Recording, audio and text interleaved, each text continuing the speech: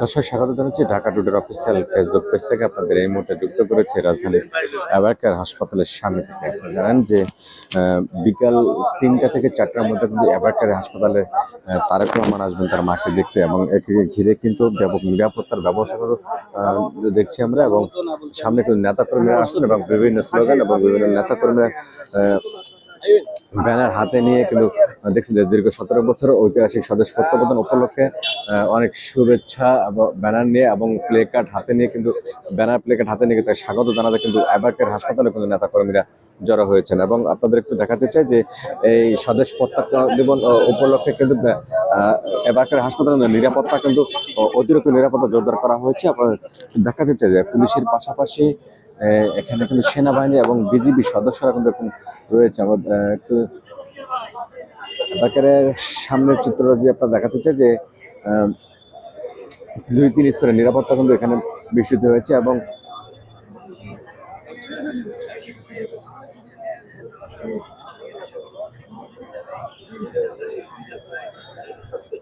বিকাল ৩টা থেকে ৪টার মধ্যে কিন্তু অ্যাবারকেয়ার হাসপাতালে কিন্তু তারেক রহমানের আসার কথা রয়েছে, এবং এখানে কিন্তু তারা মাকে দেখেই কিন্তু গুলশানের যে বাসা রয়েছে সেই বাসায় কিন্তু তাকে উঠবেন। এবং তাদের জানিয়ে রাখতে চাই যে বর্তমানে কিন্তু তারেক রহমান বাংলাদেশের মাটিতে রয়েছে এবং সিলেট থেকে কিন্তু ঢাকা হযরত শাহজালাল আন্তর্জাতিক বিমানবন্দরে এসে নামবেন। এবং আমার পরপরকে বিএনপির সিনিয়র যে নেতাকর্মী রয়েছে তাকে স্বাগত অভ্যর্থনা জানাবেন। এবং অভ্যর্থনা শেষে করে শাহজালাল আন্তর্জাতিক বিমানবন্দর থেকে কিন্তু ৩০০ ফিটে তার সংবর্ধনা মঞ্চ তৈরি করেছে, সেই সংবর্ধনা মঞ্চে তিনি সমাবেশে যোগদান করবেন। এবং সেই সাথে কিন্তু তার তারেক রহমান আসার উপলক্ষে করে কিন্তু বিমানবন্দর থেকে ৩০০ ফিট এলাকা কিন্তু দুই রাস্তা যে দুই পাশে নেতাকর্মী দাঁড়িয়ে তাকে শুভেচ্ছা জানাবেন। এবং সেই শুভেচ্ছা নিয়েই কিন্তু তার ৩০০ ফিটে যে মঞ্চ তৈরি করা হয়েছে সেই মঞ্চে তিনি সংক্ষিপ্ত বক্তব্য দেবেন, যে বক্তব্য শেষ করে কিন্তু এই অ্যাবারকেয়ার হাসপাতালে কিন্তু আসবেন তারেক রহমান। এবং সেখানে আপনারা জানেন যে এখানে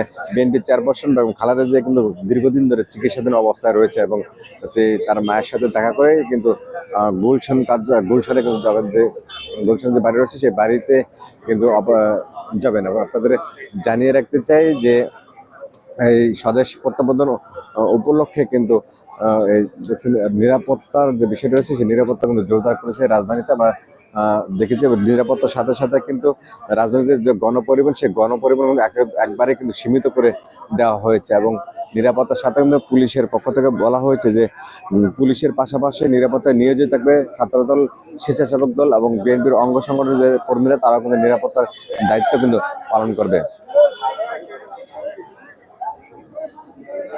অন্যদিকে স্বরাষ্ট্র উপদেষ্টা কিন্তু বলেছেন যে তারেক রহমানের স্বদেশ প্রত্যাবর্তন উপলক্ষে যা যা করণীয় তা তাকে সরকারের পক্ষ থেকে করা হবে। এবং বিএনপির নেতাকর্মীদের সাথে কথা বলে যেমনটা জানিয়েছে, তারা কিন্তু নিরাপত্তা কিন্তু সন্তুষ্টি প্রকাশ করেছে এবং বলছে যে নিরাপত্তা কোনো সংখ্যা নেই। এবং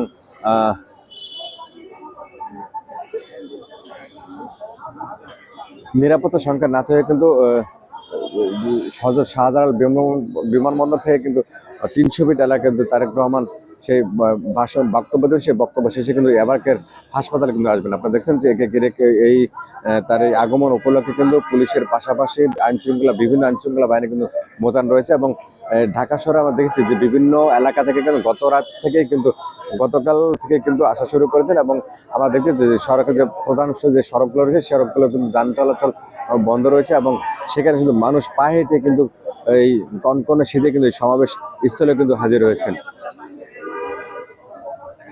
দর্শক, এই ছিল আমার কাছে অ্যাবারকেয়ারের সামনে থেকে সর্বশেষ।